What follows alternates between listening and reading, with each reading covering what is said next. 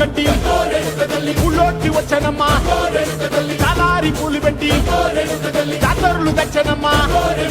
తంగేడు పూలు పెట్టి కంకాణ దూకేనమ్మా ముక్కు ముక్కెర పెట్టి ముల్లోకాల నెలనమ్మా ముందార చూడంగా మున్నూరు కన్నులమ్మా వెనకాల చూడంగా ఏనూరు కన్నులమ్మా సాధువు సిద్ధులంతా సాగిల బట్టరమ్మా